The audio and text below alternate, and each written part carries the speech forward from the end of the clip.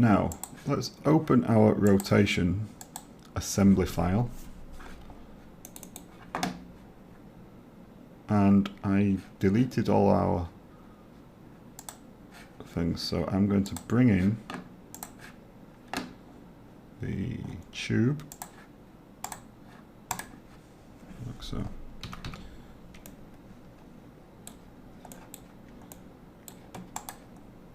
And I'm going to make that grounded.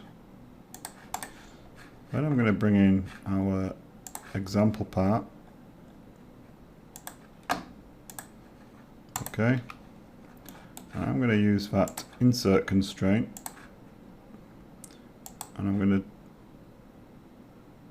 to have that kind of insert. And I'm going to offset it, this one, just 10 millimeters. Just so it's just down off the top, and I'm going to OK, and we can see that this now will spin around like so. Now I'm going to place swing arm 01. I'm going to bring that in, okay, and I am going to constrain. I'm going to do an insert constraint, because we're talking about circular items.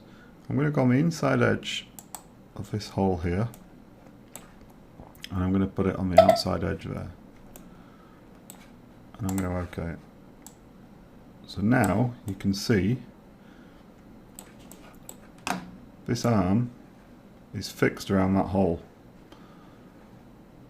So the arm can rotate this way, and this can rotate that way. See? And we get this mechanism here. So hopefully by seeing that you can already visualize how this can build up into quite complex mechanisms with various degrees of freedom. It's like when you have a robot arm, and one part of the arm has one degree of freedom, another has another degree of freedom, and you can get that full range of movement. And that's how easy it is to demonstrate, just by, this has been done with two constraints. Two insert constraints have allowed us to create this. Okay.